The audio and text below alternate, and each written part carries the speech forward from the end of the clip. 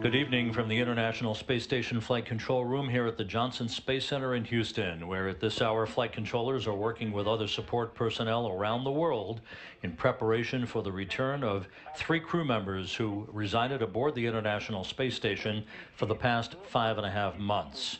Here in the flight control room, Flight Director Judd Freeling is in charge of operations. He is standing in the center of your screen.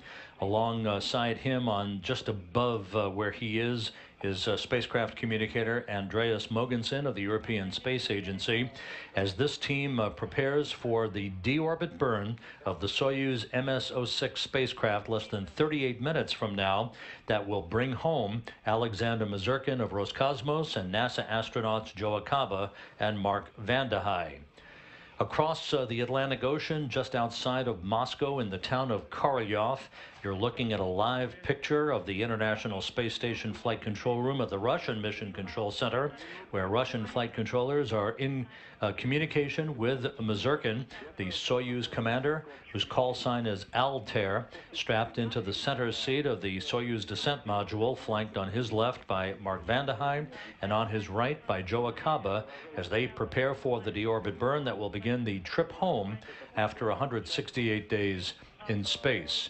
The atmospheric stage and the maximum G loads. Again, a reminder, we should have some comp for some time. So could you please provide reports? So what again, what is the moment when we have comp? Right after the maximum G load.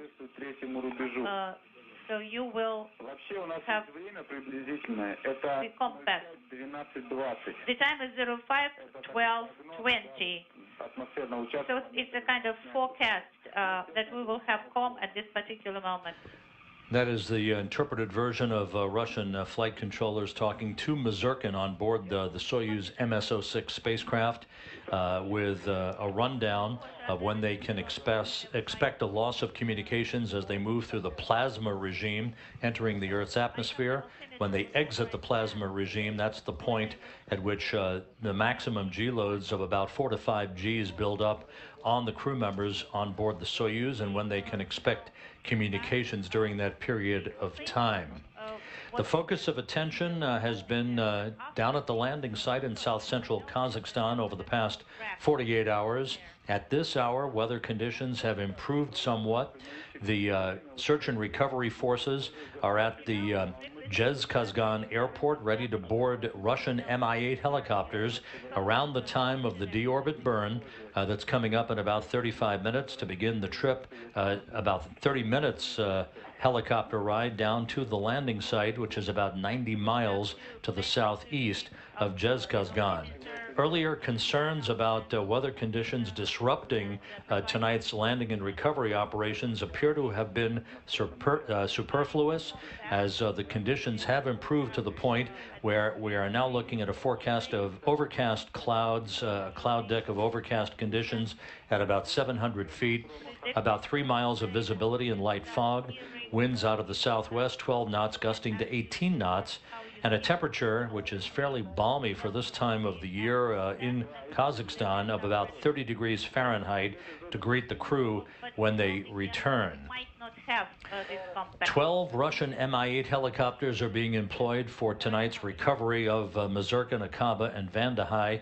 10 of them deploying from the Zhezkazgan airport to the prime landing site.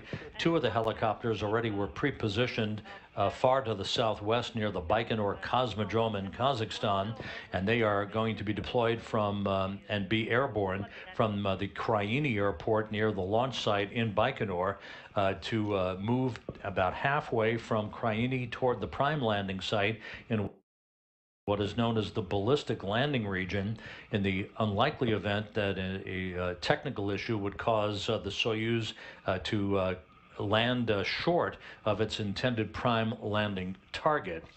The Russian Mi-8 helicopters will be accompanied by all-terrain vehicles and Antonov fixed-wing aircraft. Those fixed-wing aircraft, particularly the large Antonov 26 aircraft, will be flying in the vicinity in a racetrack pattern around the landing zone to act as a flying command and control center and a data relay center that will relay both voice and telemetry from the Soyuz spacecraft back to the Russian Mission Control Center in Korolyov. So the stage is set for a nominal recovery operation back at the Karaganda airport, far to the northeast of the landing operations tonight. There is a Gagarin Cosmonaut Training Center aircraft at the Karaganda airport and a NASA Gulfstream jet. Once the crew is out of the Soyuz spacecraft following its landing, and if the nominal procedure is followed, where the crew is brought into a nearby inflatable medical tent to get out of their Sokol launch and entry suits into more comfortable flight clothing and to receive an initial battery of medical tests, the crew then will be loaded into 3 separate helicopters for a 2-hour helicopter flight back to Karaganda, after which they'll split up, with Akaba and Vandahai boarding that NASA jet for the trip back to Houston, and Mazurkin boarding the Gagarin Cosmonaut Training Center aircraft to be flown back to Chkalovsky Airfield outside of the training base in Star City, Russia, which is also his home. Mark, what's the reading? 160. Good. Georgi. So it's 160 partial pressure of O2, so it is all calibrated. Would you please repeat your last, Alexander? A little more than 5 hours ago, while still together as a 6-man crew on board the International Space Station, the crews had an opportunity to say farewell to one another, gathering in the small passageway between the Poisk module on the space-facing side of the Russian segment of the International Space Station. Behind Mark Vandahai, as you can see in this view, is the open hatchway to the Soyuz MS-06. The crews again had a final opportunity to say goodbye to one another as Vandahai, Alexander Mazurkin there in the foreground, and Joe Akaba made their way through the hatch into the Soyuz MS-06 to close the hatch and begin undocking preparations. Everything has continued to go by the book. In the lower right-hand corner of your screen there is Anton Shkaplerov, who is the new space station commander for Expedition 55, which is now underway aboard the station under Shkaplerov's command, along with NASA astronaut Scott Tingle and Norishige Kanai of the Japan Aerospace Exploration Agency. There you see the final technical coordination between the crews as Shkaplerov closed the hatch on the space station side of the docking interface between Poisk and the Soyuz MS-06, saying farewell to his colleagues who had been together with him and his other crewmates since they had been launched from the Baikonur Cosmodrome back in December.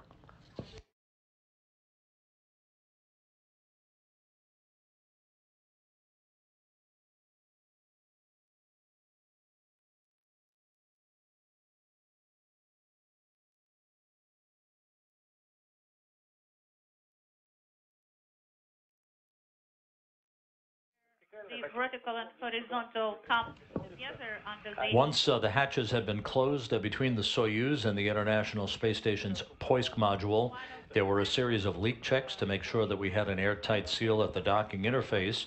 The 3 crew members aboard Soyuz, Mazurkin, Akaba, and Vandahai, climbed into their Sokol launch and entry suits, conducted leak checks on the suits themselves, and then conducted the depressurization of the small passageway or vestibule between Poisk and the Soyuz to ensure that we were down to vacuum for the undocking that was coming up a short time thereafter. That undocking occurred as the Soyuz and the International Space Station passed over southeast Mongolia at an altitude of 252 statute miles at 5:08 p.m. Central Time, 6:08 p.m. Eastern Time. springs on both sides of the docking interface pushed off against one another to enable the Soyuz to back away from Poisk. There were 2 separation burns conducted by the Soyuz thrusters in the minutes that followed to increase an opening rate to a distance of about 12 miles now, separating Soyuz and the International Space Station in preparation for the deorbit burn that's coming up in less than 29 minutes.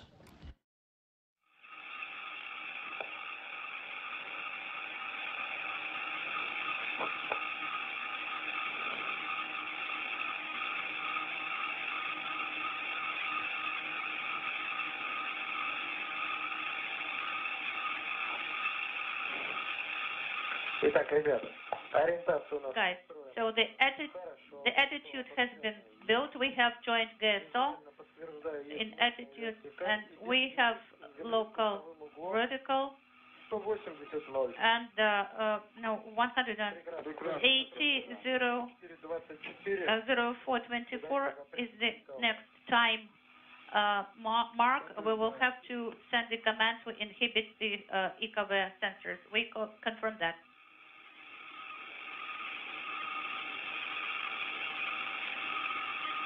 With everything in readiness, the Soyuz will conduct its deorbit burn a short time from now. That will be a 4-minute, 39-second retrograde firing of the Soyuz main engine to slow it down by 128 meters per second, enabling it to drop out of orbit for its entry into the Earth's atmosphere. Some 27 minutes after the deorbit burn, the pyrotechnic separation of the 3 sections of the Soyuz will begin. As it makes its way through the atmosphere, the heat shield in the direction of travel to repel the heat that will build up around the vehicle. About 15 minutes before touchdown, the command will be issued to open up the chutes, 2 pilot parachutes, followed by the deployment of a drogue chute, and then the main parachute to slow the Soyuz down to a descent rate of 7.2 meters per second. And just a few seconds before touchdown, the soft landing engines on the aft of the Soyuz will fire, and landing will occur. Landing is scheduled at 8:31 p.m. Central Time, 8:31 a.m. Kazakhstan time on Wednesday morning, 27 minutes before sunrise. Sunrise at the landing site is less than an hour away. And again, as we mentioned, the Russian search and recovery forces called Rosaviatsia, the civil search and recovery patrol team that works for the Russian government. They are all forwardly placed now at the airport in Zhezkazgan, which is to the northwest of the landing site itself. The Russian search and recovery forces soon will be boarding their respective helicopters to make their way down to the landing site, about a 30-minute trip to arrive at the landing site in advance of the Soyuz and form a racetrack oval-shaped pattern as they fly around the landing site awaiting the arrival of the Soyuz spacecraft.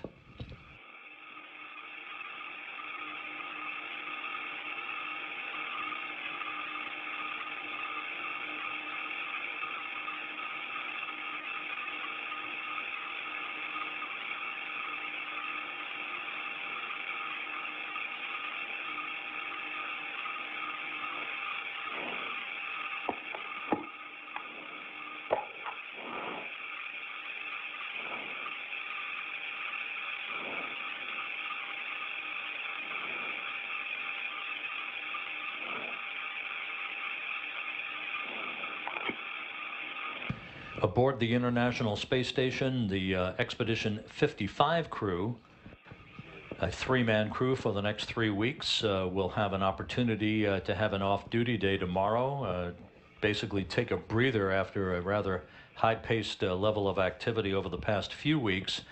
Anton Shkaplerov is the new space station commander from Roscosmos, joined by NASA's Scott Tingle and Norishige Kanai, the flight engineer from the Japan Aerospace Exploration Agency. That 3-man crew will conduct what are known as indirect handover operations as a 3-man crew for the next 3 weeks until the launch on March 21st of the next trio of residents who will take up occupancy at the space station. That crew, led by Oleg Artemyev and NASA astronauts Drew Feustel and Ricky Arnold, are set to launch from the Baikonur Cosmodrome on March 21st on the Soyuz MS-08 spacecraft from the Baikonur Cosmodrome on a 2-day 34-orbit rendezvous with a docking schedule to the Poisk module on March 23rd to restore the station to a 6-man operation. Moscow, Soyuz. Gosha, are you there? Yes? Could you please remind me regarding the 4 command? Should we send it? Are we planning to send it? No, there is no need to send it, Sasha. No need? Okay, copy that.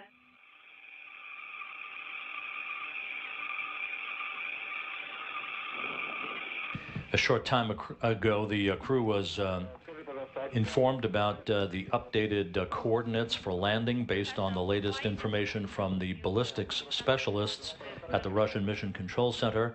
The current coordinates, and this of course could be tweaked and changed after landing, but the current landing coordinates are 47.25 north latitude, 69.37 east longitude.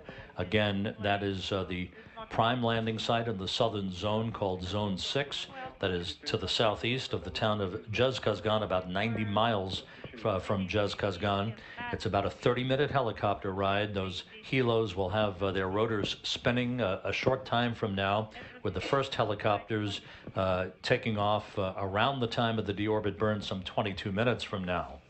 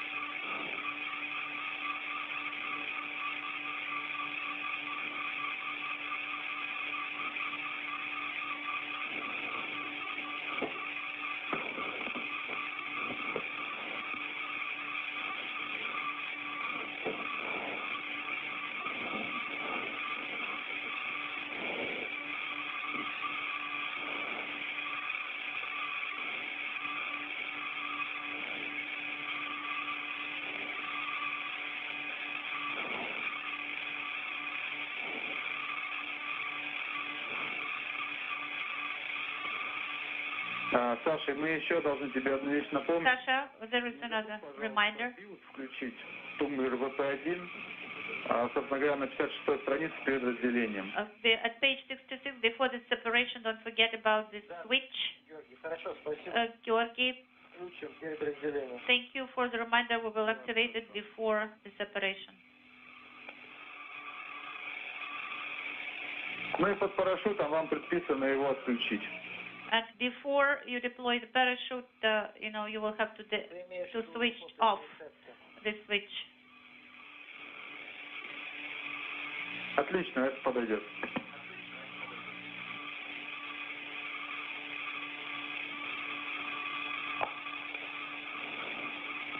After the change of the parachutes, yes, that's correct.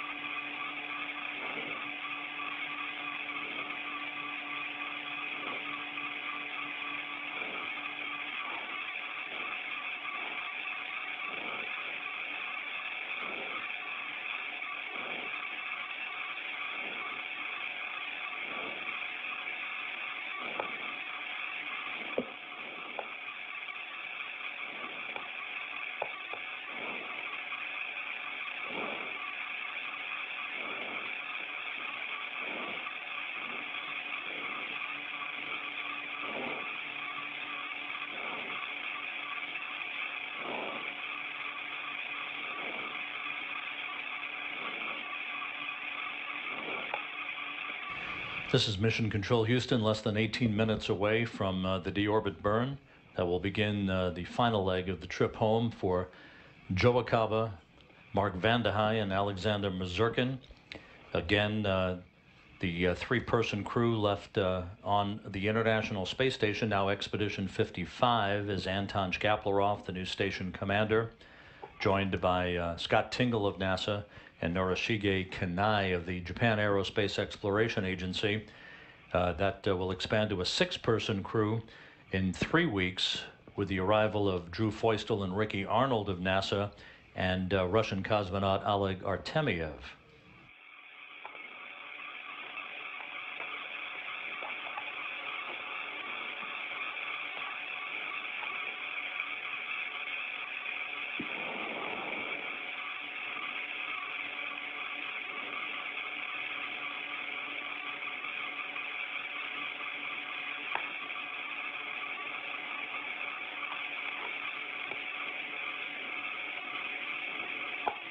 The deorbit burn once again will be 4 minutes, 39 seconds in duration, slowing the Soyuz down by 128 meters per second, starting at an altitude of 265 statute miles. Currently, the Soyuz, MS-06, and the International Space Station are flying over the South Pacific, moving from northwest to southeast in an orbit inclined 51.6 degrees to either side of the equator.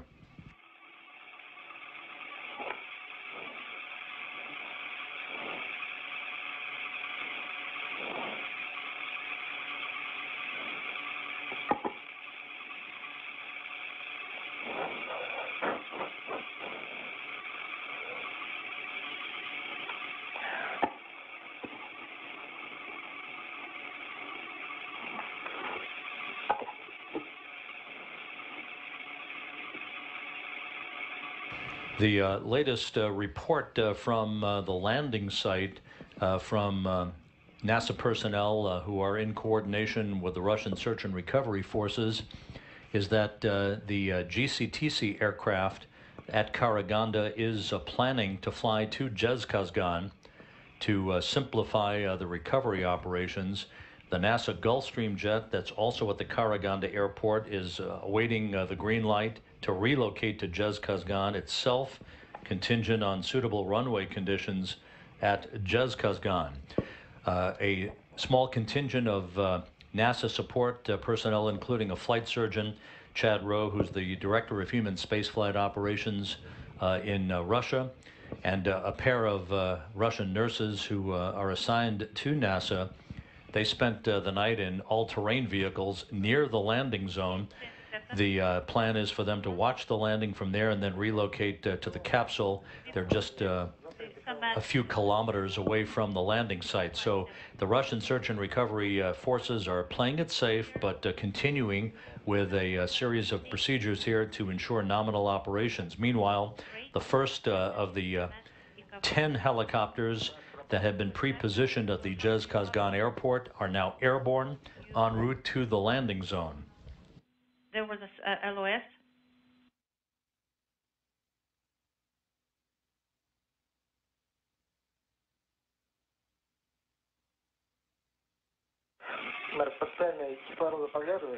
Mark, do you monitor the partial O2 pressure? Sasha, we did not hear you. There was a short LOS. Yes, Zhora?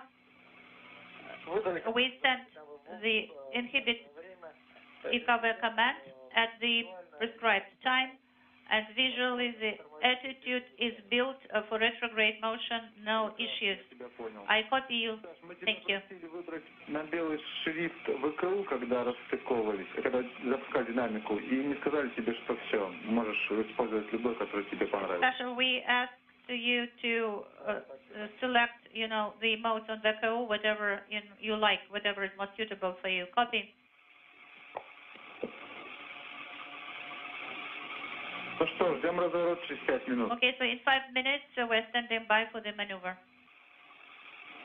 Ждем. We're standing by.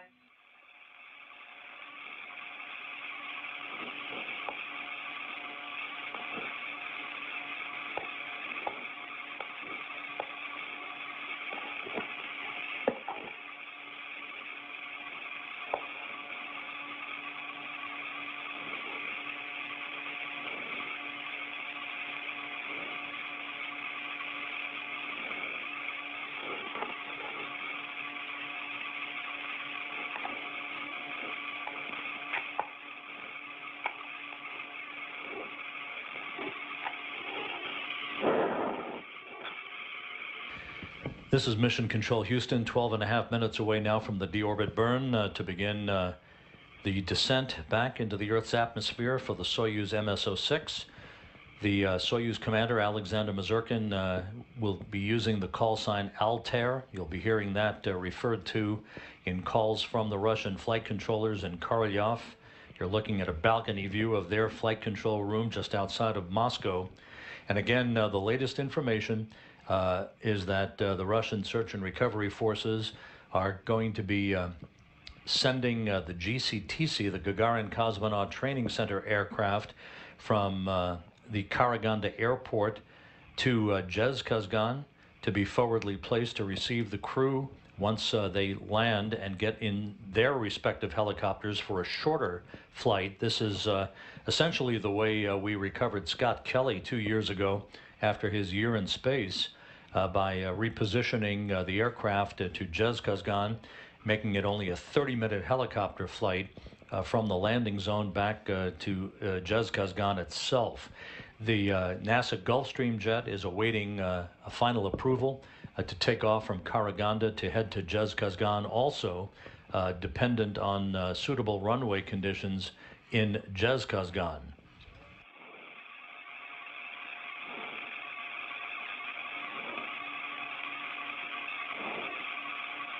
There is some snow falling at the landing site, mostly a wet snow, not much accumulation reported. The visibility is acceptable. Everything appears to be proceeding on track for an on-time and nominal landing and recovery operation for Akaba, Vandehei, and Mazurkin.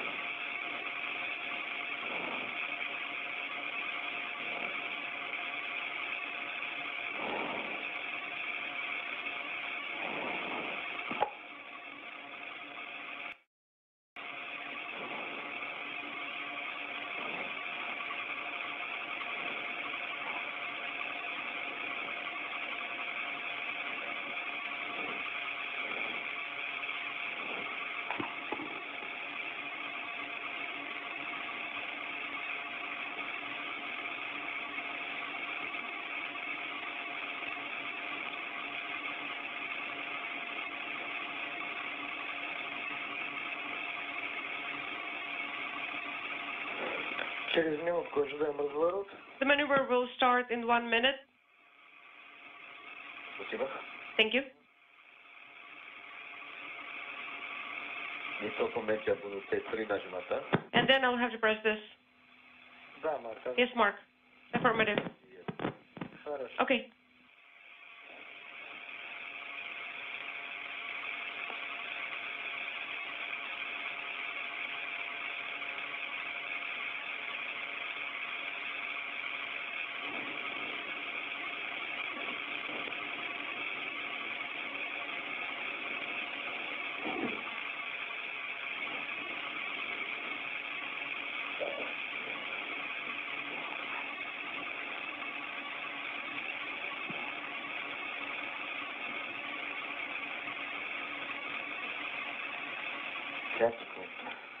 20 seconds. Есть прохождение разворота. All right, the maneuver is complete. Я имею в виду сгорание транспаранта. I just saw it on the display. Принято. Copy, Alexander. Вентиляторы ХСАБО. And right now you can deactivate the fans. Команду Т3. We send the C3 command. Т3 выдали. Да. It has been sent. С9 уже горел. And D9 has been already illuminated.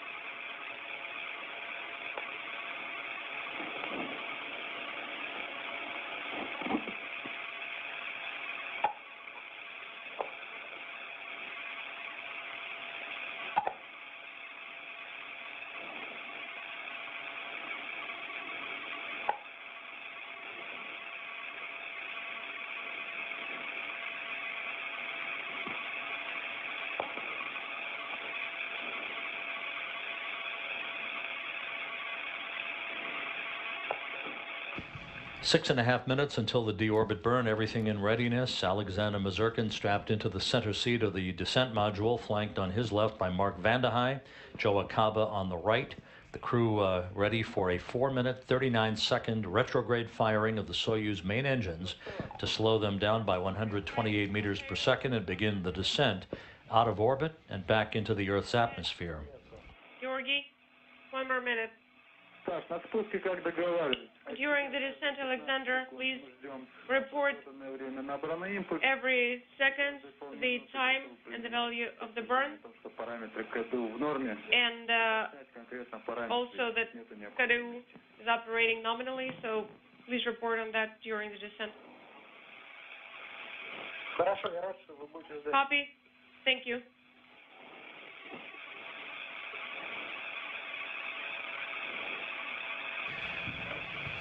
Within seconds after the completion of the deorbit burn, the orbital module, the uppermost section, the bulbous section of the Soyuz spacecraft, will be depressurized. That's done in advance of the pyrotechnic separation of the three sections of the Soyuz spacecraft. The module separation commanded some 27 minutes after the deorbit burn, scheduled just before 8:06 p.m. Central Time this evening. Саша, еще один нюанс. Alexander, one more thing. Don't forget Перед входом в атмосферу, во время the атмосферы. following. During the re-entry, Вытягивайте привязную, затяните как следует, чтобы при посадке быть надежно зафиксированными уже. tighten the straps Перед посадкой so that ничего you are secure, было зафиксировано, чтобы бортовая you're safely на месте, strapped during the landing. ничего не улетело при срабатывании. And make sure that the ODF is secured properly Будьте внимательны перед for the landing. Yes, copy. Хорошо, спасибо. All right, copy. Thank you. Так, ожидаем, Марк, погасания подачи О2, да? Okay, Mark, O2, Должен быть 200 или light. 85? Okay, so what is the current value? It is 185.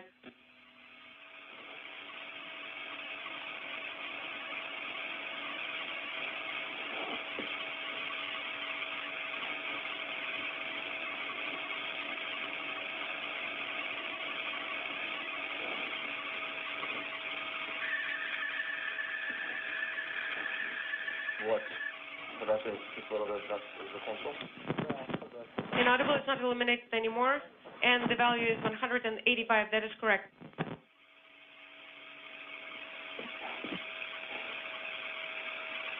Что, закрылся ПКРД, да? Okay, PKRD is closed. Yes, it's closed. Отлично. Thank you.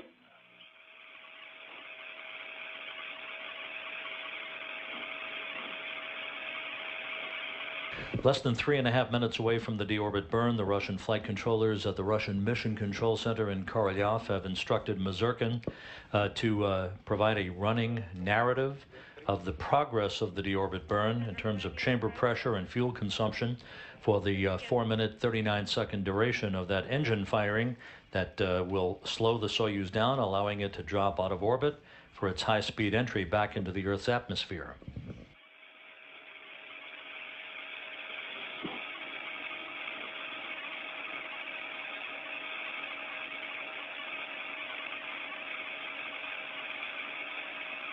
Mazurkin, Van der Heij, and Akaba wrapping up 168 days in space, 2,688 orbits of the Earth, and a journey of 71.1 million statute miles.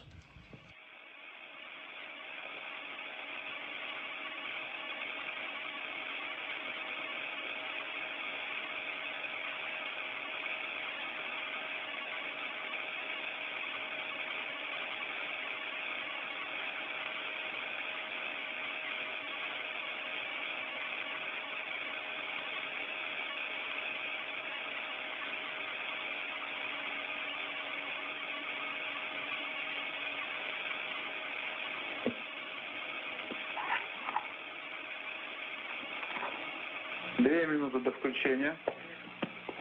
2 minutes till the ignition. Подтверждаем, 2 минуты. Yes, we confirm the same, 2 minutes. Уже 3 можно уже выдать. And you can... Coming up on 1.5 minutes until the deorbit burn, the Soyuz and the International Space Station now flying over the South Atlantic just to the east of the Falkland Islands, about to begin a southwest to northeasterly swing that will carry the two craft across the west coast of Africa a short time from now. Reentry has been sent.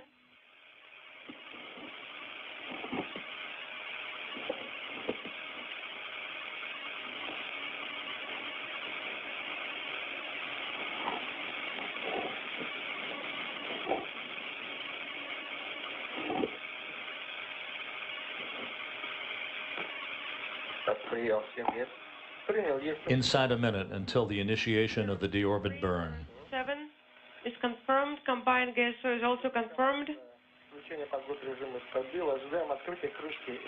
And we are expecting SKD opening. Yes, it's open. Thank you.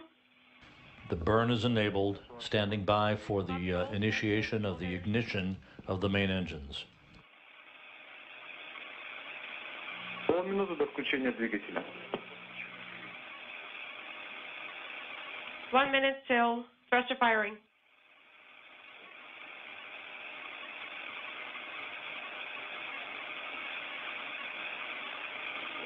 Обобщенная ГСО по-прежнему есть. Combined GSO is still confirmed. Visual attitude cannot be controlled anymore. 5 секунд. 5 seconds. And we expect thrusters to fire. Все хорошо. Есть включение СКД, да? SKD is on. It is illuminated. And the deorbit burn is underway, right on time, with the Soyuz flying over the South Atlantic, a 4-minute, 39-second retrograde firing. 15 seconds, 046, and the burn value is 7.9. Copy.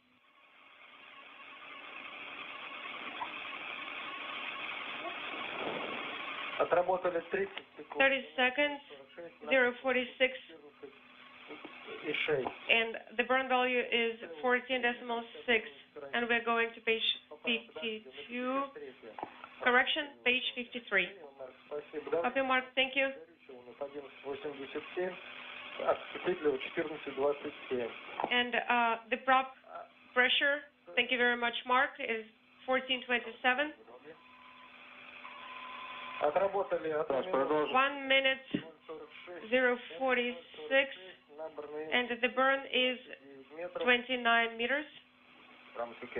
Принято. Copy, that's great. Минуту 15. 1 minute, 15 seconds, 046, 35 meters.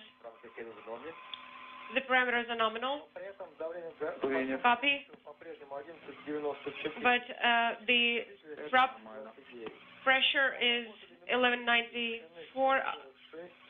Расход топлива 96 килограмм. The prop consumption 96 kilograms. Понял, Саш. Inaudible. 1 minute 45 seconds, 046, 48 meters. Parameters are nominal.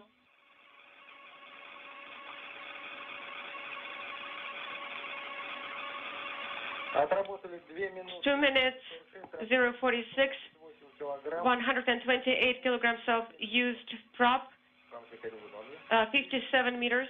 Copy. The parameters are nominal. Halfway through the deorbit burn, everything looking good on board the Soyuz MS-06. 7, the burn in 64 meters. Parameters are nominal. Отработали 2.30. 230, 047, 70 meters.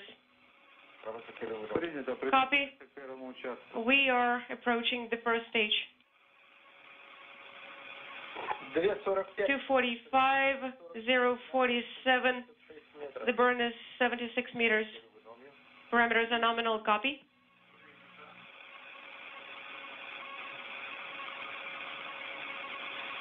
Три минуты. 3 minutes, Топлива 190. 193 kilograms of prop has been used. 047, the burn is 84 meters. Canoe parameters are nominal. Copy. 3.15. 315, 047, 91 meters. Canoe parameters are nominal.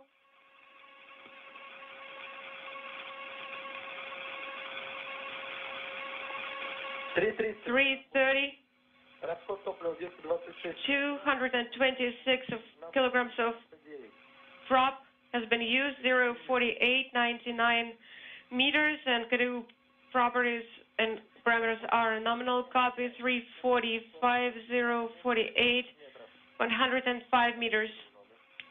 The parameters are nominal. Nearing the end of the deorbit burn, so far so good. This should result in a reduction in velocity by about 128 meters per second for the Soyuz MS-06 and its 3 occupants. Prop has been used. 048, 113 meters. Canoe parameters are nominal. Copy. 4.15. 415. 119.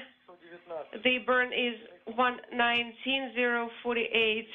Canoe parameters are nominal, and we're preparing for SKD deactivation. Наборный импульс 125. The burn is 125, 126. Есть отключение. SKD is off. The thermal sensors are connected. Copy. And the deorbit burn is now complete, having achieved the necessary deceleration of the Soyuz velocity. Landing scheduled 47.5 minutes from now. Давление в БО. Mark, can you please check BO pressure in work? Давление в СС SR pressure 153. is stable at 753, and the BO pressure is decreasing. Copy. Да, давление БО снижается. Inaudible.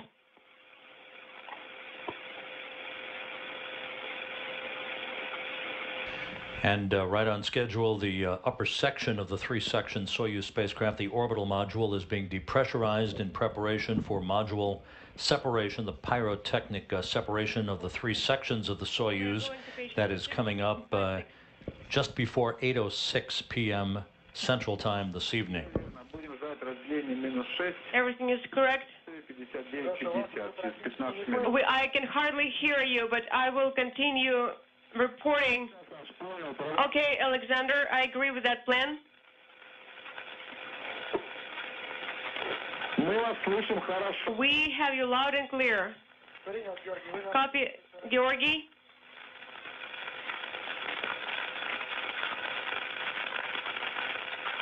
Давление в бытовом отсеке BO миллиметров pressure is 150, 54. and SR pressure is stable at 753.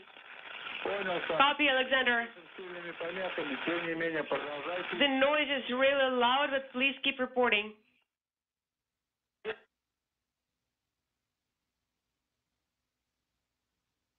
In about 12 minutes or so, the Soyuz vehicle will be about 93 miles away, or 150 kilometers away from the International Space Station.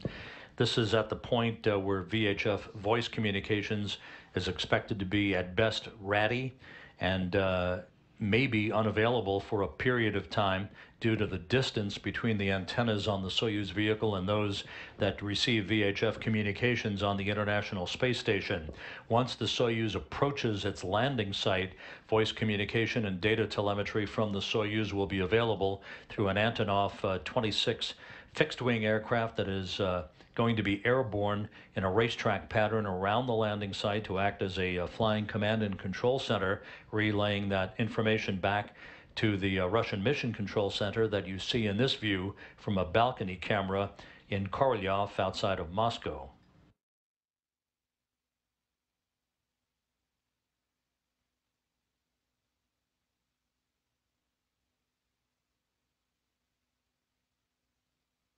So it is typical for voice communications to be lost for a period of time, with the crew returning in a Soyuz vehicle just based on the geometry between the communications antennas on the Soyuz and the International Space Station.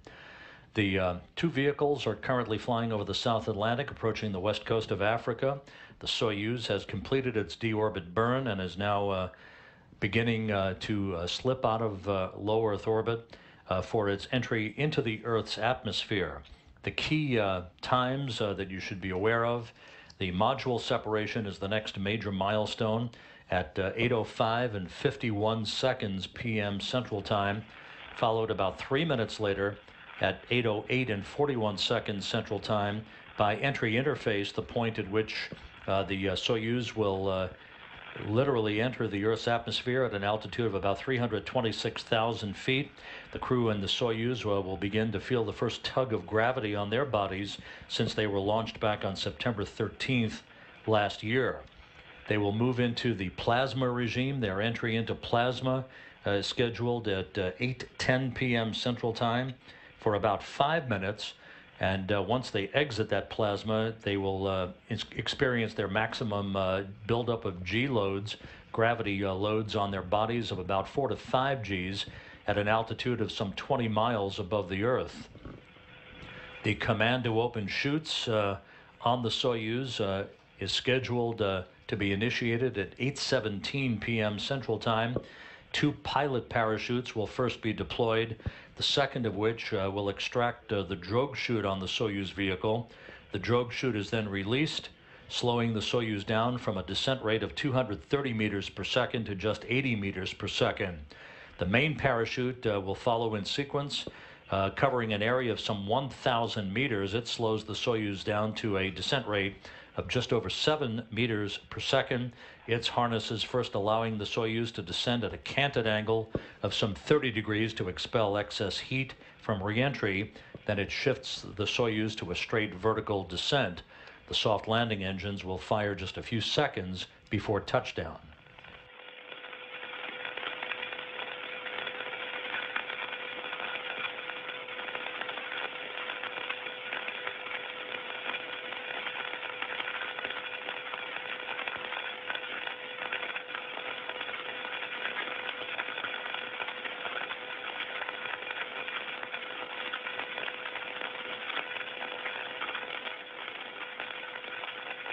Когда ты вот что мы закроем, я зашлю.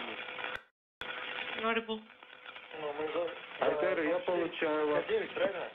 Да, нет, все надо. Ну, вот 0459 закроем. 0459.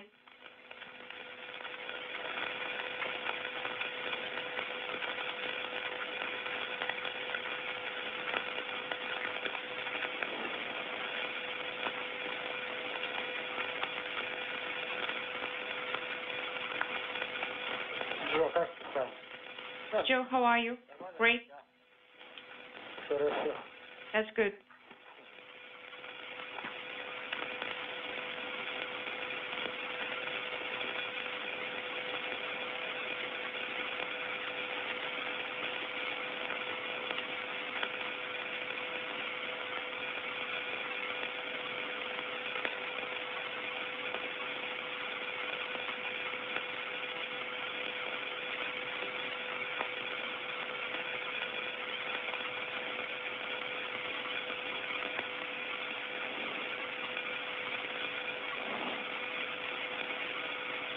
Altair 15 минут до разделения. Altair's, the separation will take place in 15 minutes. Georgi, I can hardly hear you. 15 minutes till the separation. Copy, Georgi, thank you. And with voice communications having been temporarily restored between the Soyuz and the Russian Mission Control Center, reminding them that module separation is scheduled now in about 14 minutes if everything goes as planned. That module separation will occur at an altitude of 140 kilometers or just under 87 miles above the Earth. Everything continuing to go smoothly, touchdown less than 40 minutes from now.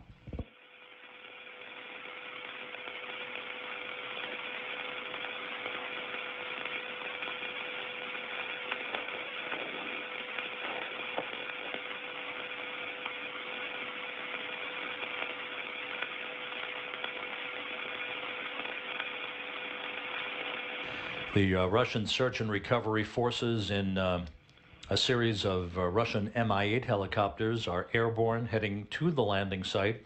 They will line up and queue up basically in a racetrack pattern around the landing zone, awaiting the arrival of the Soyuz vehicle. Once it touches down, the most critical recovery helicopters will touch down in sequence right behind the Soyuz vehicle, including the teams that will have the inflatable medical tent, if it is to be used tonight at the landing site or Wednesday morning, as the case may be locally in Kazakhstan.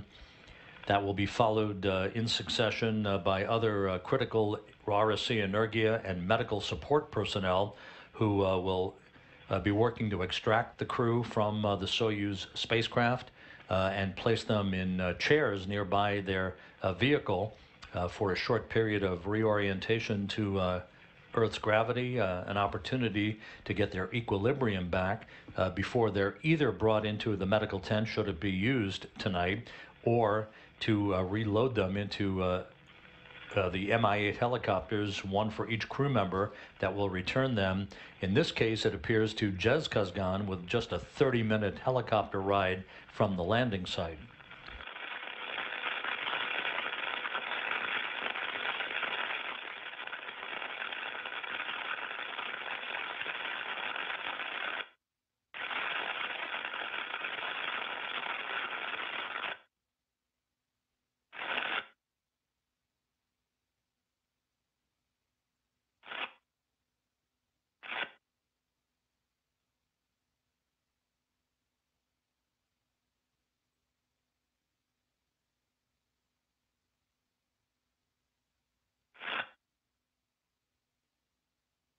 And once again, communications with the Soyuz vehicle are, as expected, intermittent at this point as the Soyuz approaches the beginning of its descent through the Earth's atmosphere. Alexander Mazurkin, the Soyuz commander, operating under the call sign of Altair, was instructed to continue talking, providing status reports, so that if communications or when communications are restored, either through the VHF link or through the Antonov 26 fixed-wing aircraft at the landing site, the Russian flight controllers will be receiving those communications in a prompt fashion.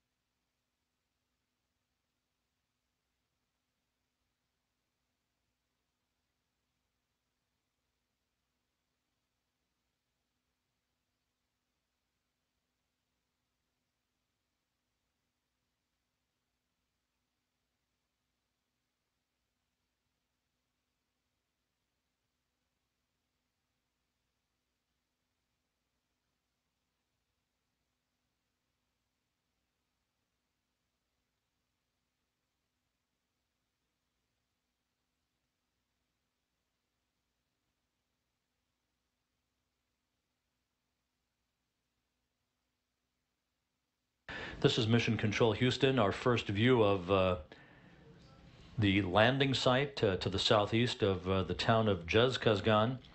This is from a satellite link from one of the all-terrain vehicles that began its trek about 36 hours ago from Jezkazgan to the landing site.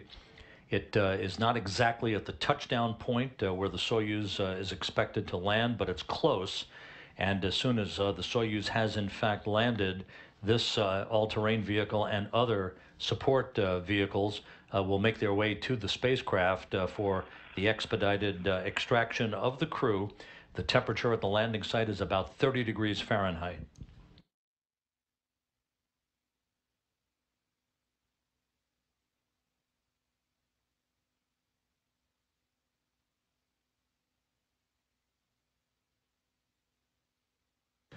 We're inside 35 minutes until touchdown. Everything is continuing to go by the timeline. We're about 9 minutes away from the computer-commanded pyrotechnic separation of the three sections of the Soyuz spacecraft.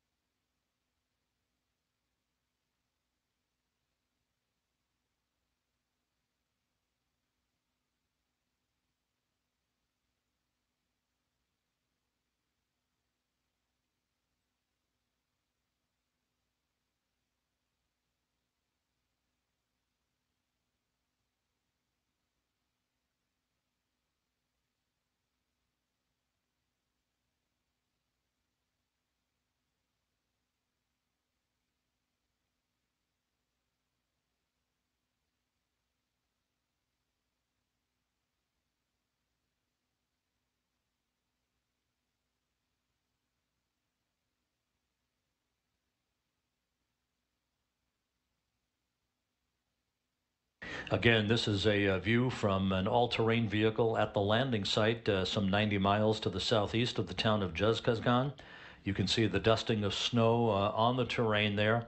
The temperature is some 30 degrees Fahrenheit, which is fairly mild for this time of the year in south-central Kazakhstan.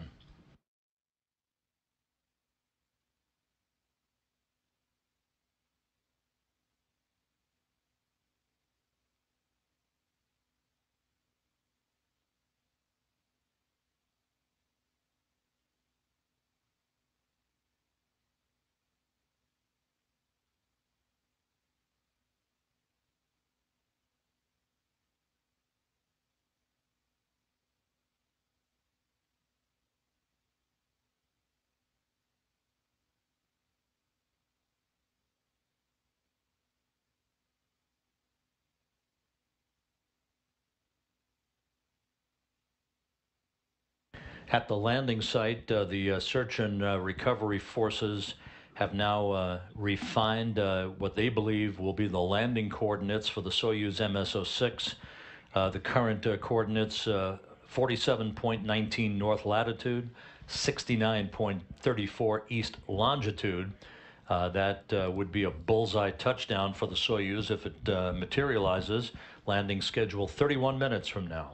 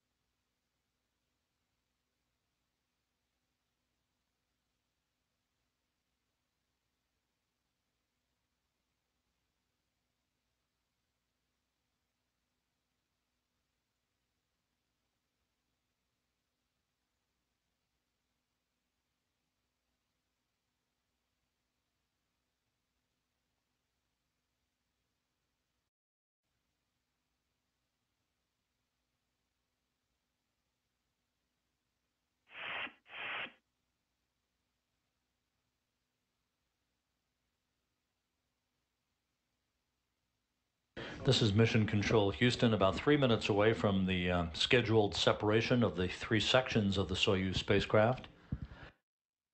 We're less than 30 minutes away from touchdown.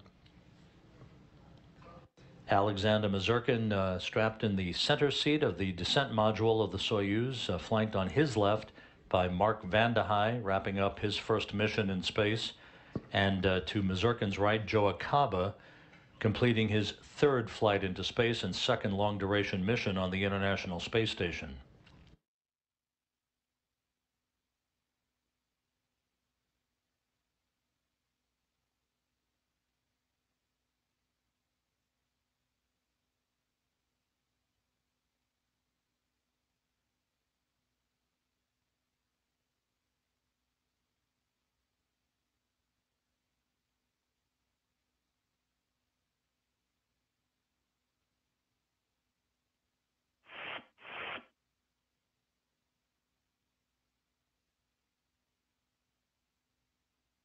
Altair, Moscow, how do you copy?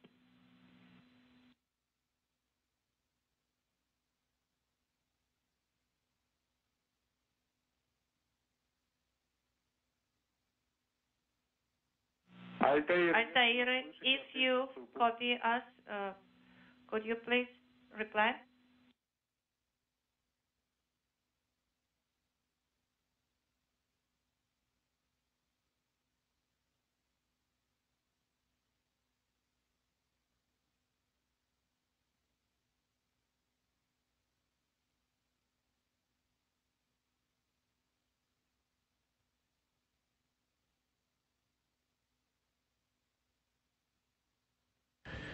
Countdown clocks here in Mission Control ticking backward toward the anticipated landing of the Soyuz MS-06 some 27 minutes from now.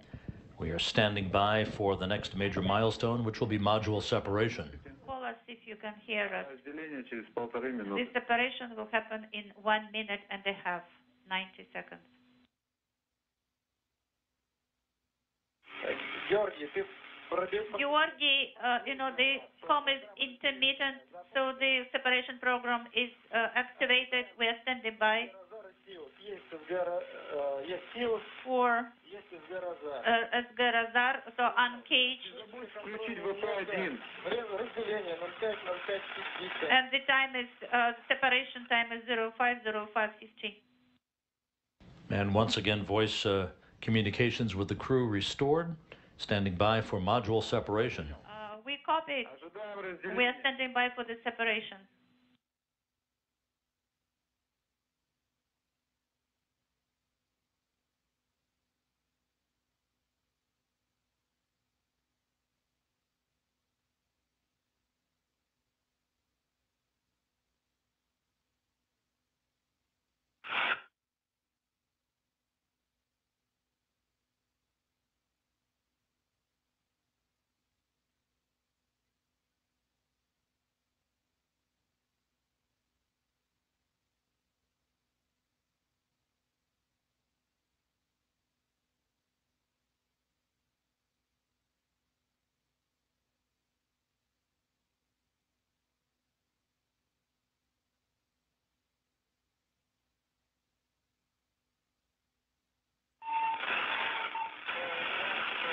And we have confirmation of module separation right on time. Confirm the separation, if you can hear us. The confirmation of module separation occurring at an altitude of 87 miles above the Earth. The Soyuz MS-06 descending by the book. The next activity of note will be entry interface, the Soyuz entering the first traces of Earth's atmosphere. That coming up in less than 3 minutes at an altitude of 326,000 feet or 62 miles above the Earth. The first pull of Earth's gravity against Mazurkin, Acaba, and Vande Hei in 168 days.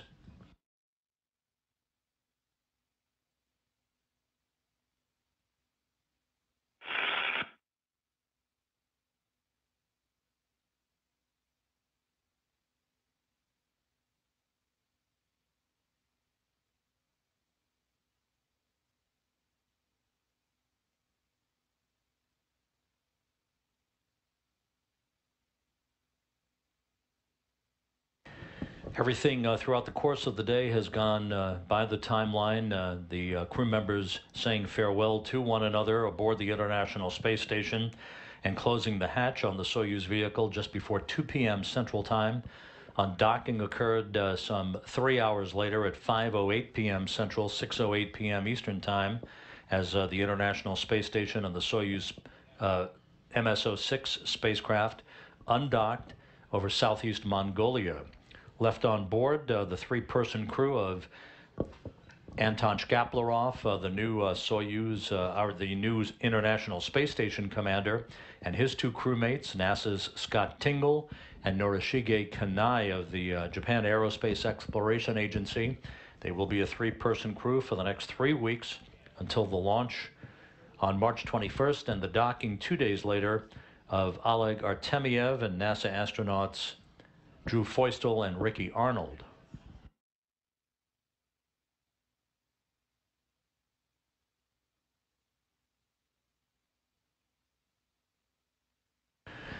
And there's video once again from the landing site, 90 miles to the southeast of Zhezkazgan.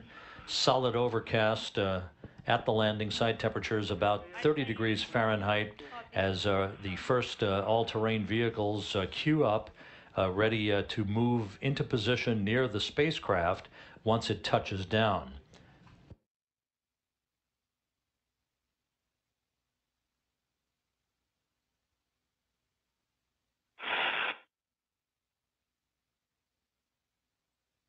Удачного спуска, Альтаир. Altair, we wish you successful landing.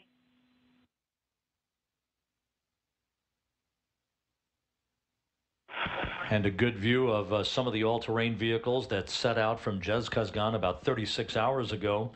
They are not at the landing site specifically. They're nearby, but it won't take very long for them to move towards the Soyuz spacecraft once it has touched down. Landing scheduled 22 minutes from now.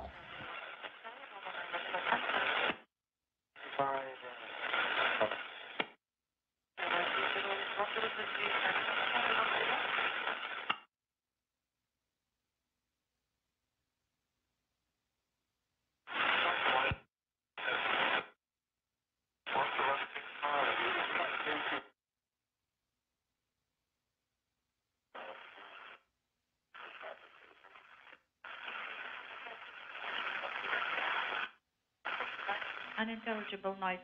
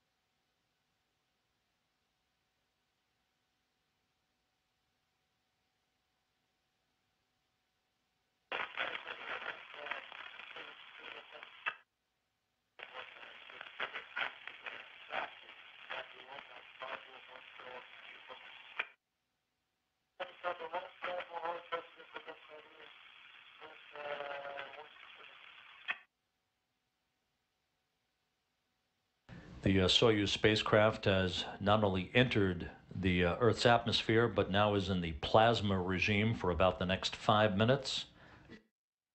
This is where temperatures around the spacecraft will build up to about 2,500 degrees Fahrenheit, ablated by the heat shield as the descent module travels in that direction with the heat shield pointed in the direction of travel. Once the Soyuz emerges from this plasma regime in about 3 minutes or so, the crew will feel its maximum G load building up on their bodies, 4 to 5 Gs, at an altitude of some 21 miles above the Earth. Touchdown now less than 19 minutes away.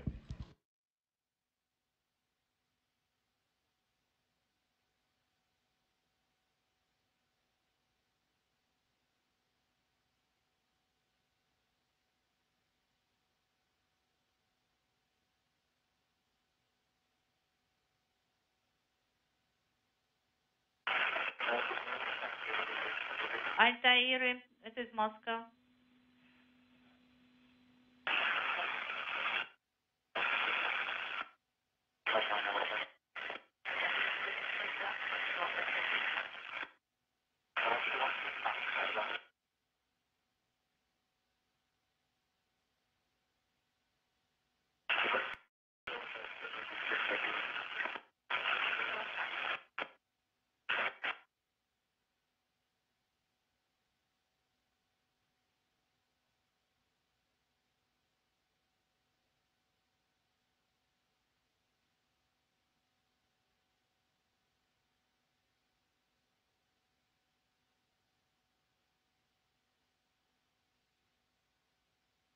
Altair, MCC Moscow, how do you copy?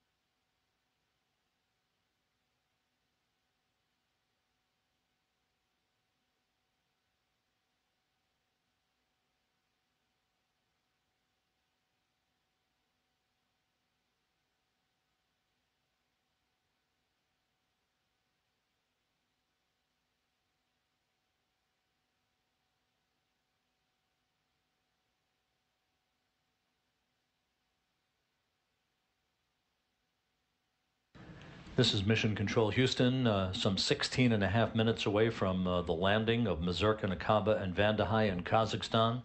The search and recovery helicopters are nearing the landing zone. We can hear you. So what is the entry offset value? The 10 to the right. Altair, how do you copy? I copy loud and clear. The integral is 17, the offset. Inaudible. 0, 7, 10, 16, integral 16 plus. How are you feeling, guys? Oh, better than anyone. Stop pressure. 756 millimeters, 756.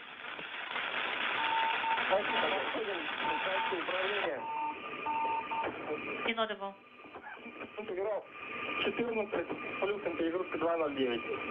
So the integral is 14 plus 209. Copy. You're hearing that familiar beeping tone from a radio beacon on the Soyuz spacecraft that is providing position information to the search and recovery forces at the landing site in Kazakhstan, with touchdown expected just 15 minutes from now.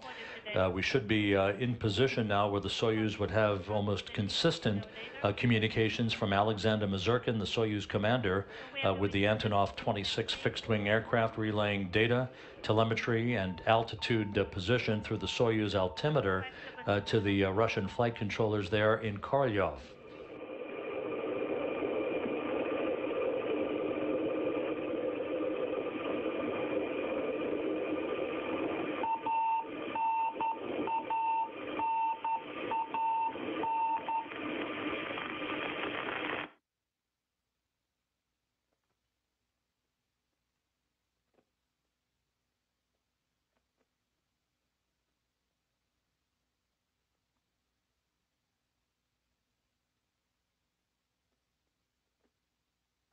We should be moments away from the command to open up the parachutes on the Soyuz. We'll be standing by for chute confirmation shortly. This command expected at an altitude of 10.5 kilometers or 6.5 miles above the Earth.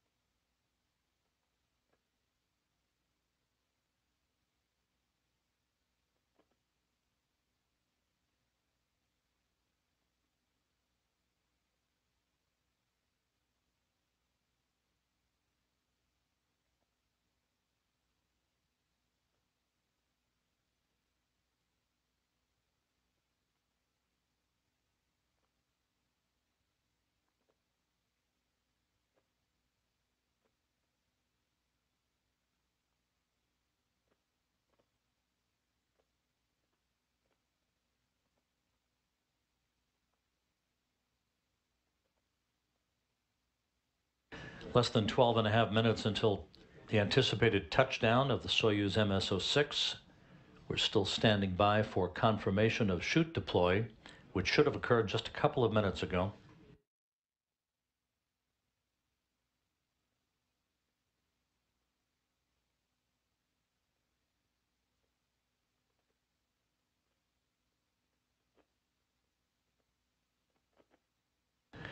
And search and recovery helicopters in the vicinity of the landing zone have now established visual contact with the Soyuz MS-06. Parachutes are out. Everything continuing to proceed normally towards touchdown 11.5 minutes from now.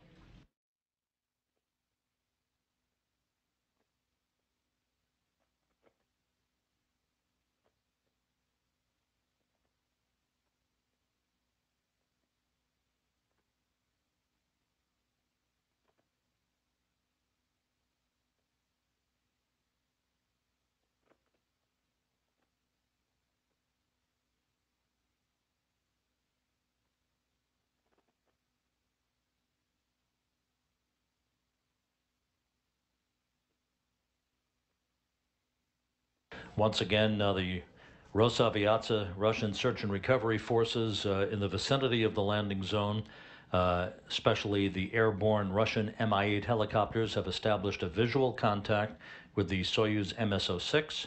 Its parachute has been deployed as it continues to descend toward its landing site some 90 miles to the southeast of the town of Zhezkazgan.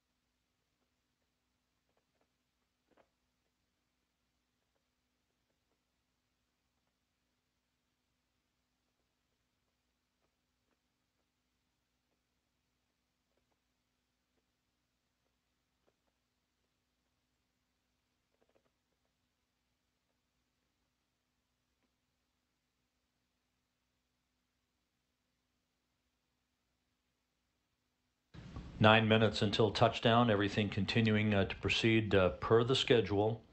The Soyuz descending under its large main parachute towards a position some 90 miles to the southeast of the remote town of Zhezkazgan in south-central Kazakhstan. Search and recovery forces, all-terrain vehicles are all positioned to begin the recovery of the crew a short time after touchdown.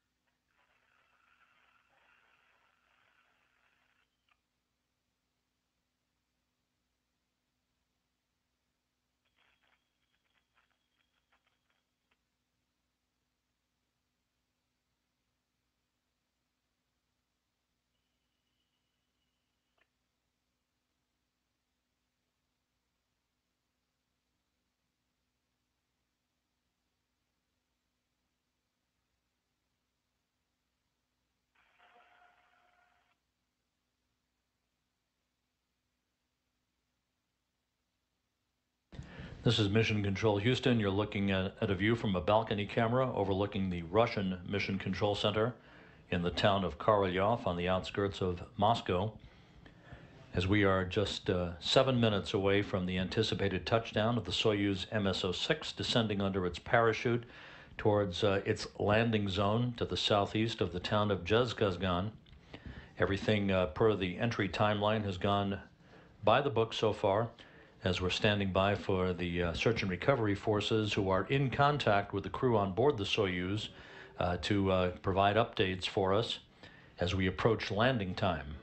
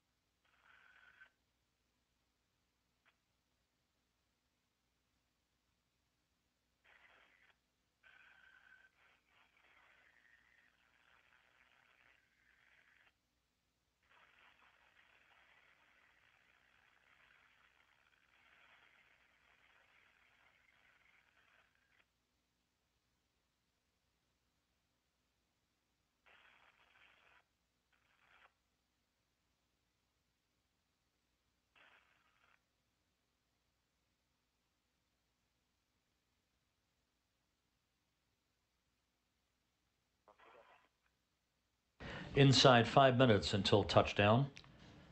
All quiet on the loops at this point. The search and recovery forces are positioning themselves to begin the process of arriving at the capsule following touchdown to begin the extraction of Mazurkin, Akaba, and Vandahai.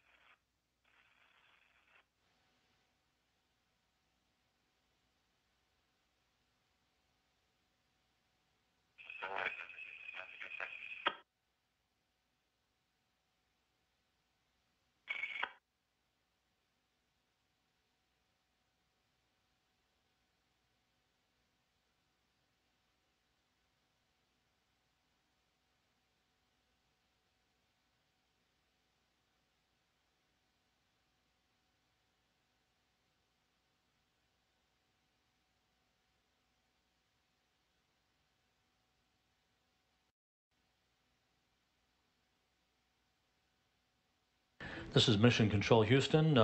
By the clock, we're about 2 minutes away from touchdown.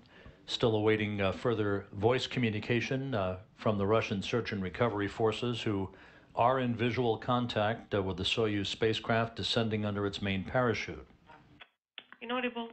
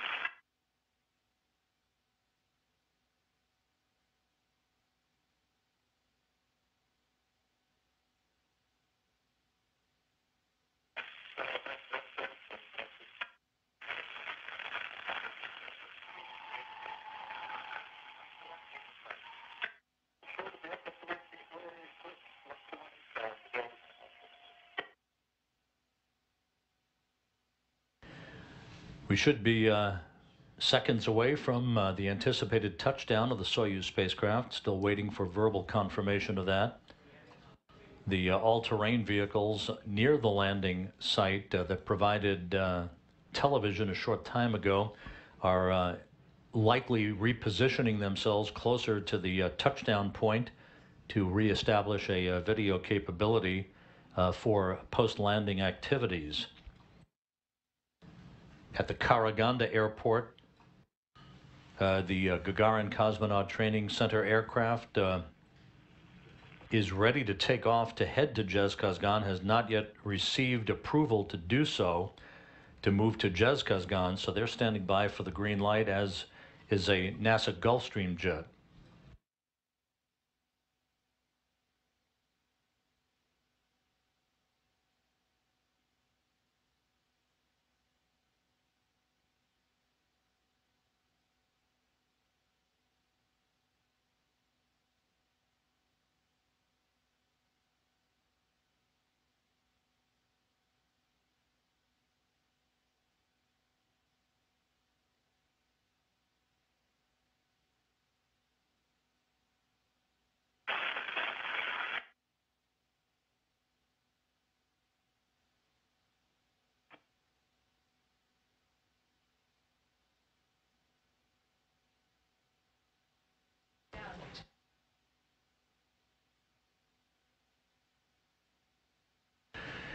And there it is, Soyuz MS-06 back on Earth. The official touchdown time was 8:31 p.m. Central Time, right on the dot, right on the money, and it landed in an upright position. The large orange and white parachute billowing nearby, but there is your spacecraft with its 3 occupants back on Earth, Alexander Mazurkin, Joe Acaba, and Mark Vande Hei back on terra firma after 168 days in space.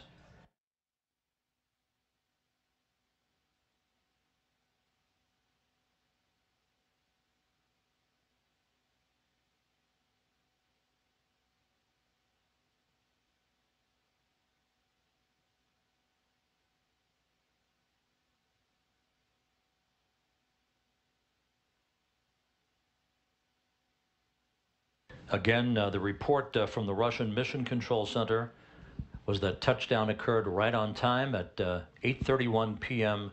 Central Time, 8:31 a.m. Wednesday morning at the landing site in Kazakhstan. You see a thick overcast greeting the crew upon its return to Earth. The spacecraft, reportedly from the search and recovery forces, landed in an upright position. What that means is that the crew will emerge from the upper hatch on the Soyuz and clamber down a small ladder to be placed, we presume, in a series of chairs nearby the spacecraft for a short period of time to get their land legs back. You see one of the search and recovery helicopters about to land nearby, but Akaba, Van der Heij, and Mazurkin are back on Earth after 168 days and a mission that spans 71.1 million miles.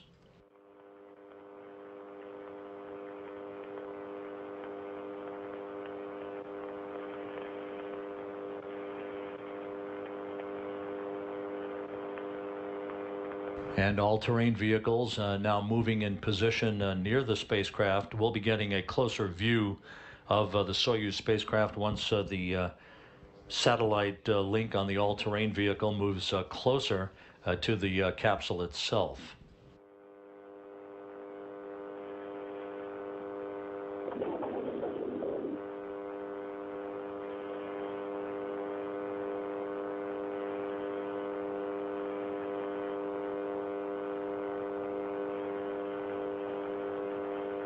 And you're looking at one of the search and recovery helicopters landing nearby the Soyuz MS-06.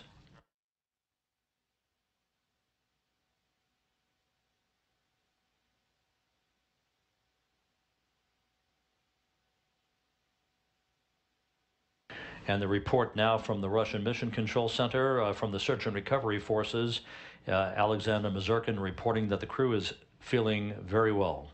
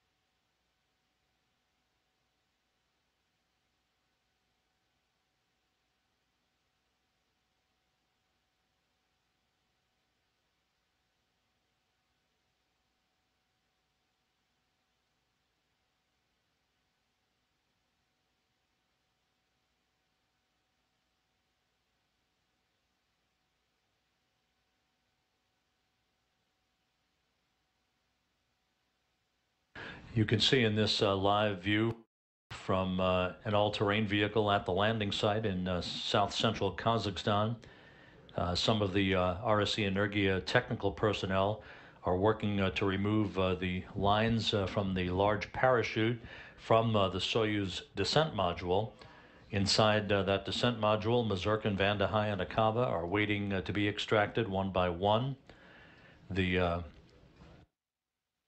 The crew should be extracted shortly following its on-time landing at 8:31 p.m. Central Time, 8:31 a.m. Wednesday morning in Kazakhstan.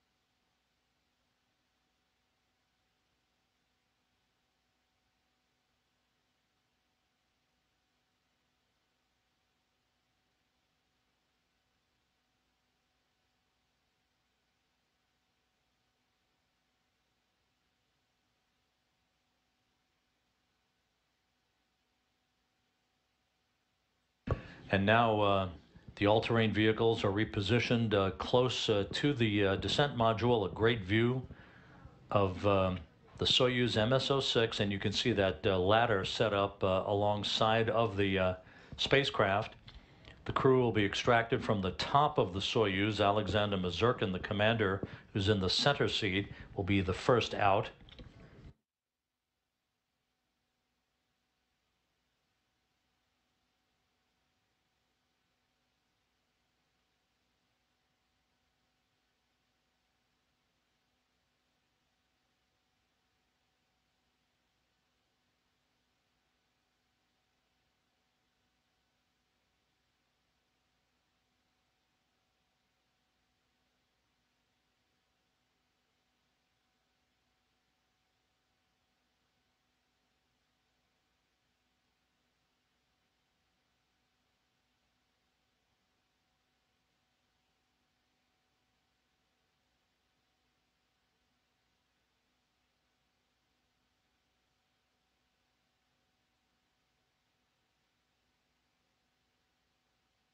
Once again, a good view of the Soyuz MS-06. We'll get that signal back momentarily.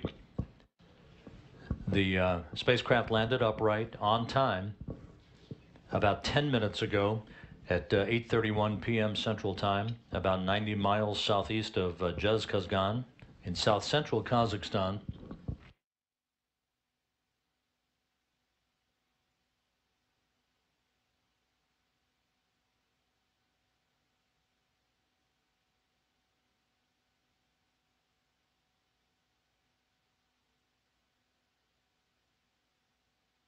And the RSC Energia personnel are repositioning the ladder on the proper side of the Soyuz vehicle, through which the crew will be extracted a short time from now.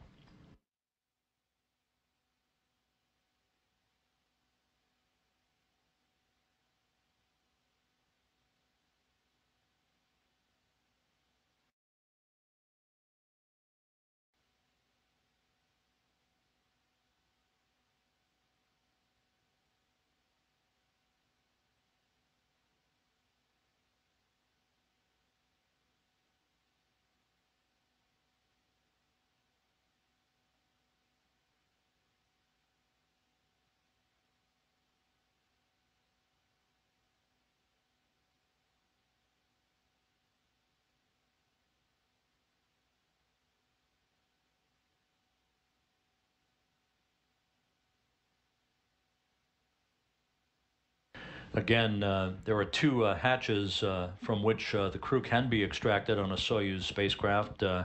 For a landing in which the spacecraft is pulled over onto its side, there's a side hatch that they extract the crew from. In this case, having landed upright, this will be the more traditional extraction of the crew from the top hatch.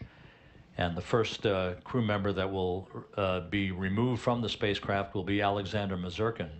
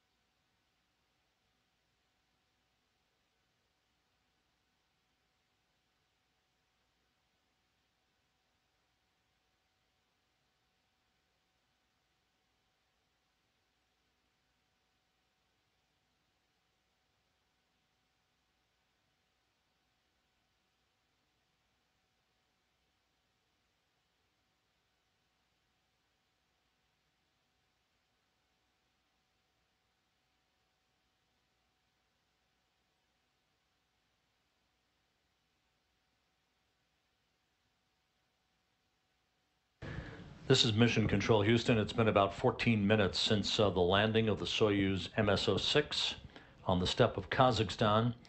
You see members of the NASA team of the search and recovery forces who flew from Zhezkazgan by Russian Mi-8 helicopters to the landing site. The Soyuz landed upright, obviously, and the RSE Energia technical personnel are in the process of beginning the extraction of the crew one by one down that ladder.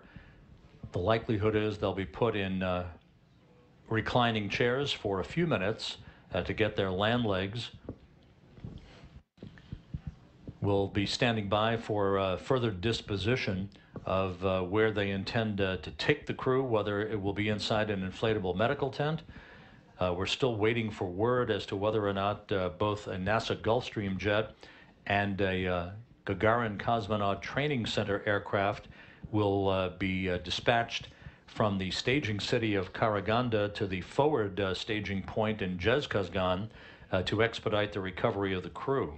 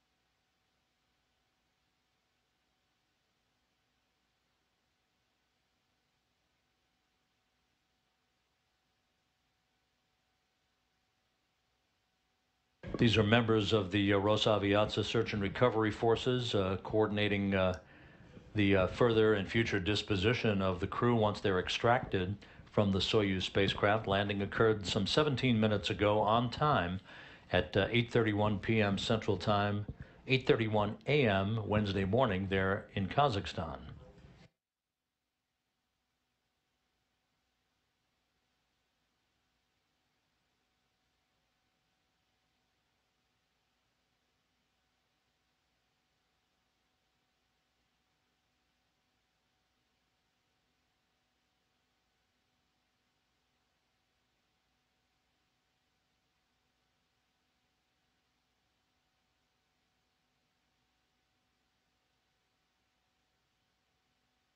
This is Mission Control Houston. Again, you're looking at the Soyuz MS-06 spacecraft on the ground as the extraction of the crew members is underway.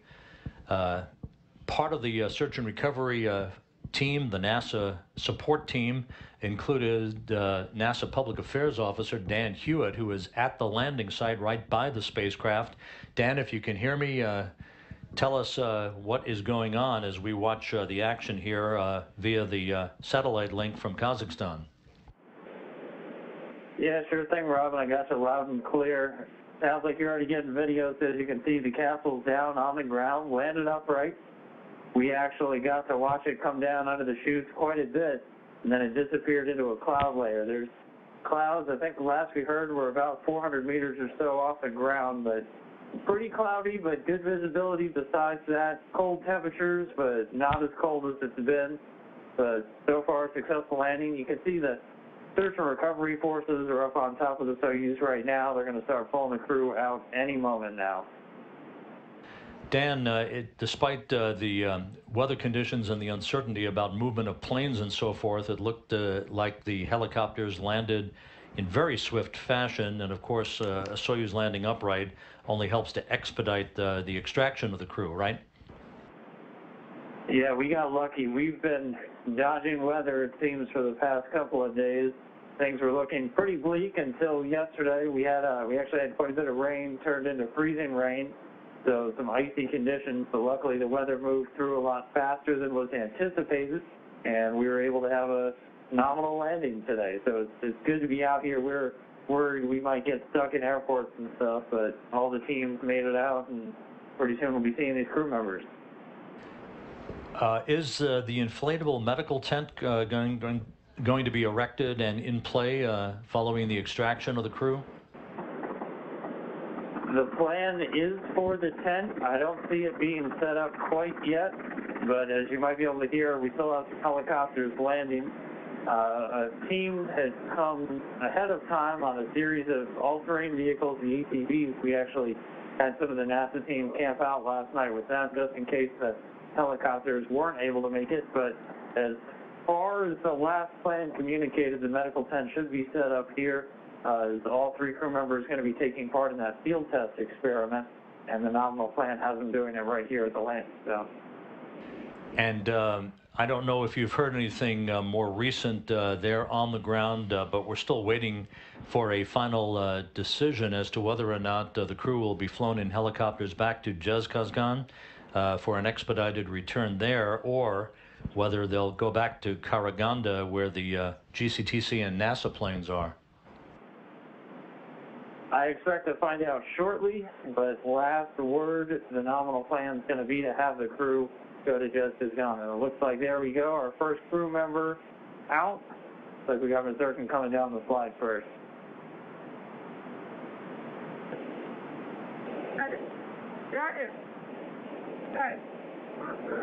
And so with that, our center seater, our Soyuz commander, is out. He's going to get carried over now. They have the stairs set up already, just a few feet away. And next up, our NASA crew members will be coming out shortly. Dan, appreciate all of the info, and we'll be looking forward to further information here shortly on where the crew is going to go and the inflatable medical tent, and whether or not the field testing that is part of this post-flight medical data collection, whether that will be in play today given the conditions out there.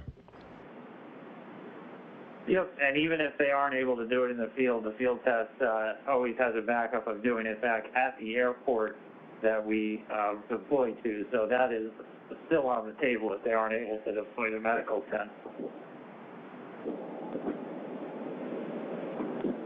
And Dan, as you are speaking, we're hearing that both the GCTC plane, the Gagarin Cosmonaut Training Center aircraft, and the NASA Gulfstream jet will be relocating to Zhezkazgan from Karaganda. They've just received approval to do that. As we look at Alexander Mazurkin, the Soyuz commander, who has now logged 334 days in space on his 2 long-duration flights. So it appears as if you and the other helicopters will be flying the 30 minutes, the shorter distance, to Zhezkazgan along with the crew members for the disposition of their activities before they split up to head back to their respective homes. Yep, well, copy that. All right, we got a couple more helicopters coming in, and we're going to be pulling these crews out, so I'm going to get back to work here. It's good talking to you as always, and I'll talk to you again soon, Rob. All right, Dan, have a safe trip home. Dan Hewitt, NASA Public Affairs Officer with the Search and Recovery Forces in Kazakhstan. Joe Acaba, out of the Soyuz spacecraft, having completed his 3rd flight into space and a total of 306 days in space.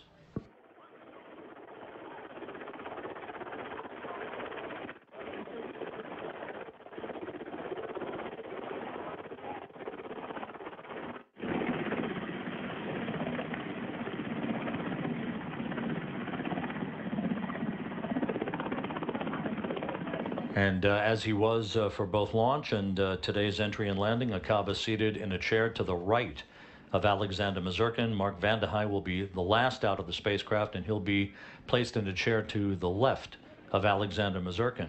Again, we've, in the last few minutes, received word from the Search and Recovery Forces that both the NASA Gulfstream jet in Karaganda and the Gagarin Cosmonaut Training aircraft will be dispatched from Karaganda to the Jez-Kazgan airport to receive the crew, as Vande Hei and Akaba will board that NASA jet in Jez-Kazgan for the trip back to Houston. Mazurkin will board the Gagarin cosmonaut training aircraft for the flight back to his home and his training base in Star City, Russia. And there is Mark Vande Hei, all three crew members now out of the spacecraft.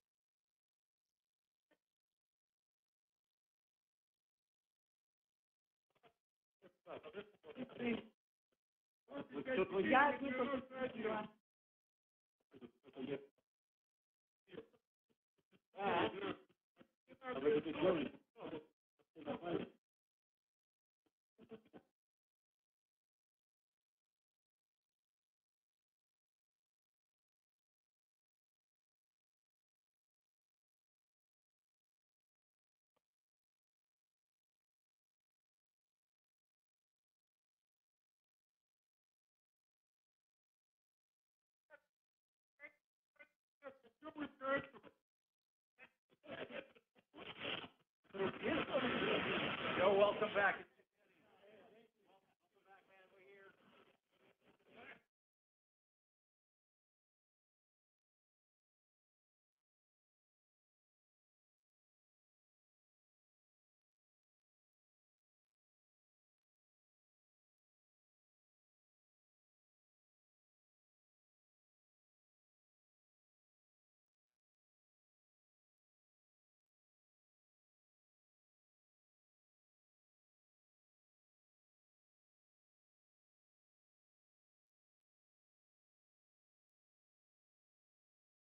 This is Mission Control Houston.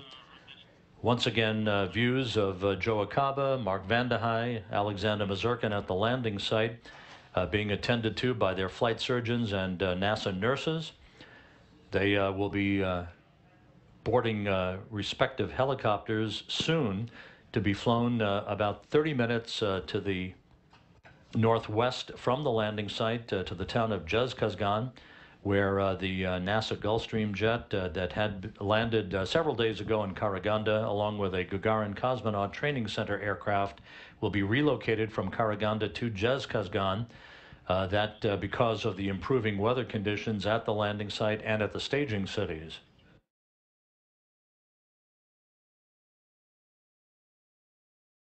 There were some changes.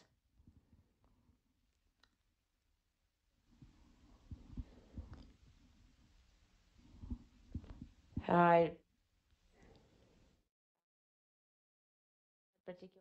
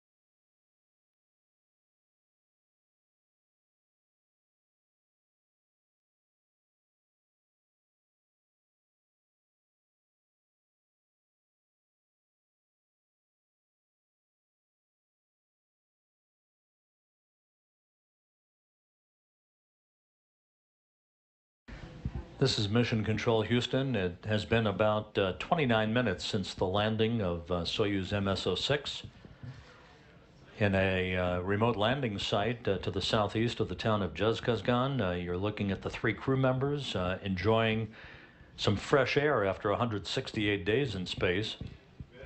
A journey of 71.1 million miles at an end. Alexander Mazurkin, the Soyuz commander, right in the field of view.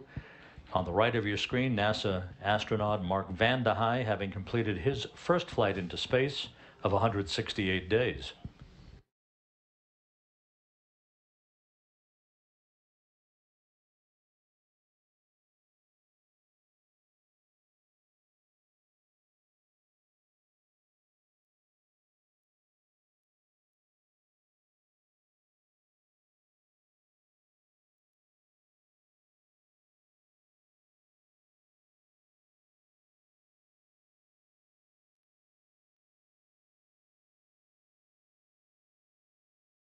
A nominal landing, and everything was fine. There was nothing unexpected. There were no malfunctions, and we're very glad to see you. Thank you.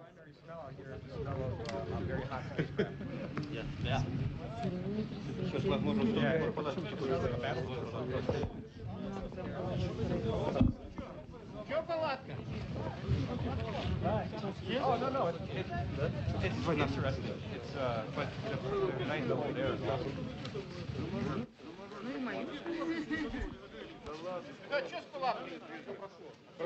What about the tent?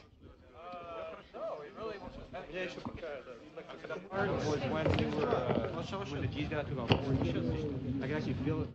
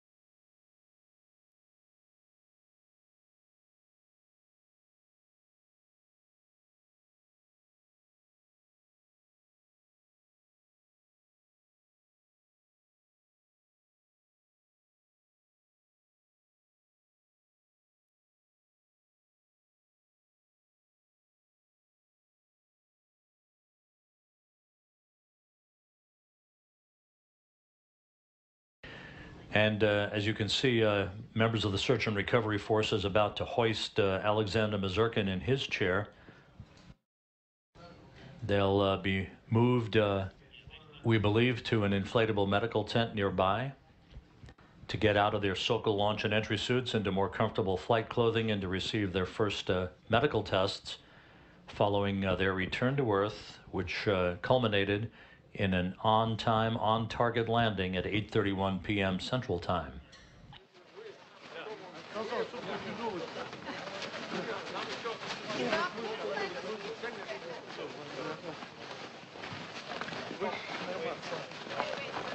Was the food good?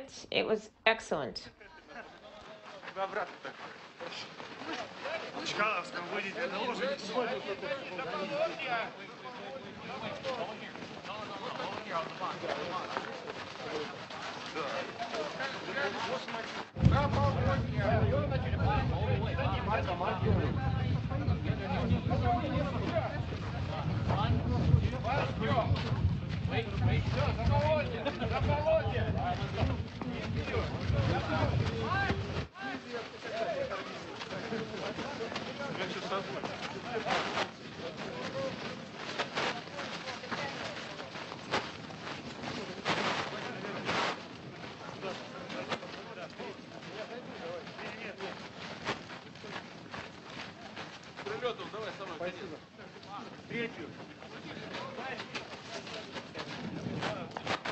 And as you can see, the orange tent has been erected near the spacecraft. Alexander Mazurkin has already been brought inside. Akaba and Van der Heide to follow. RSC Energia personnel also clamoring around the spacecraft to remove some of the initial cargo that was brought home from the International Space Station.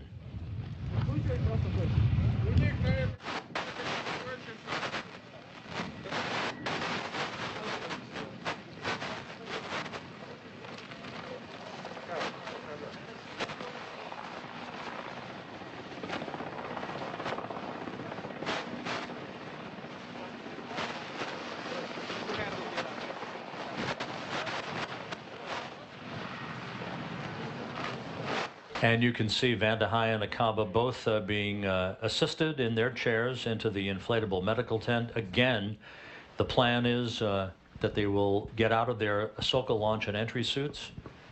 They'll get into more comfortable flight clothing, receive initial medical tests.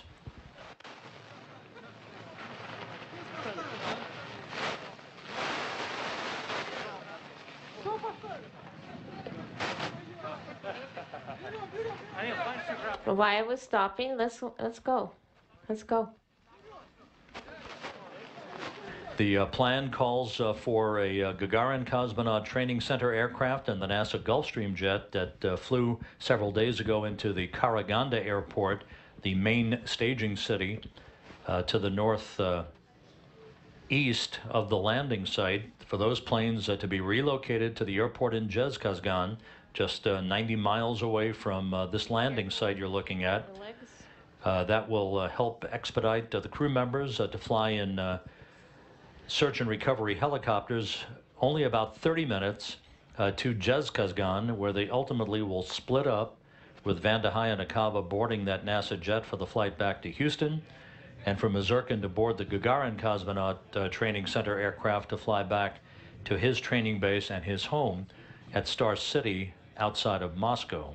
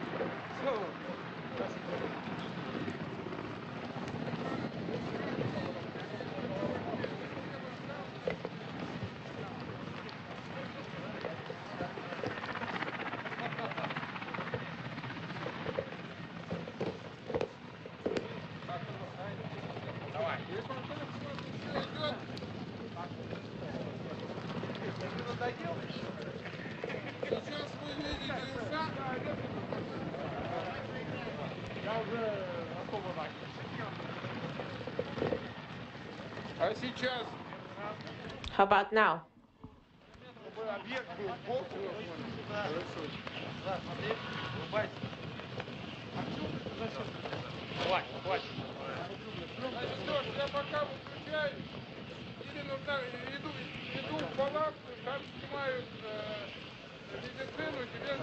So I'm going to go to the tent and take the video of the medical processes.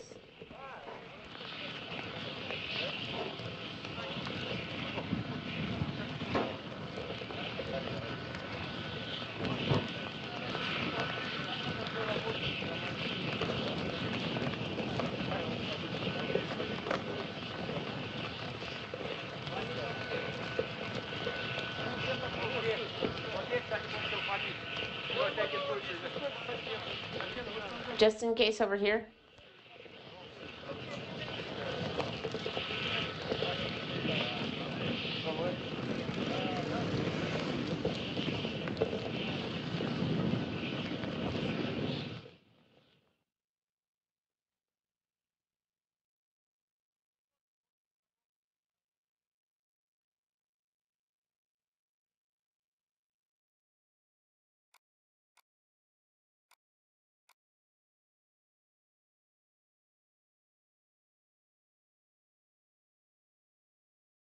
This is Mission Control Houston, a view back inside the International Space Station Flight Control Room here at the Johnson Space Center. You saw the video over the past 45 minutes or so of the extraction of the returning crew members who landed safely in the Soyuz MS-06 spacecraft at 8:31 p.m. Central Time, 8:31 a.m. Kazakhstan time on Wednesday morning. The entry and landing were perfect. Everything went by the book.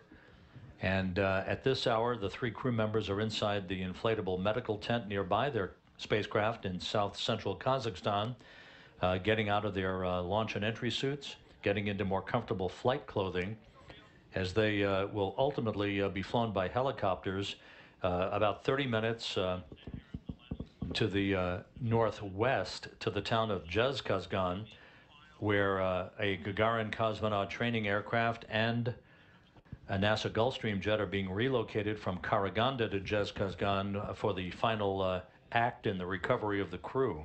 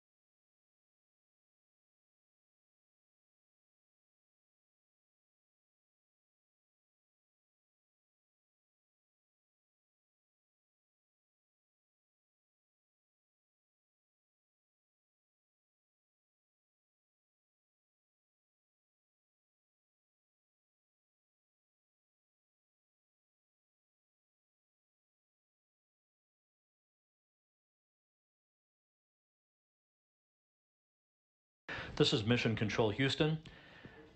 With the television at the landing site having been terminated following the extraction of the 3 Soyuz crew members from their spacecraft, they are now inside an inflatable medical tent nearby.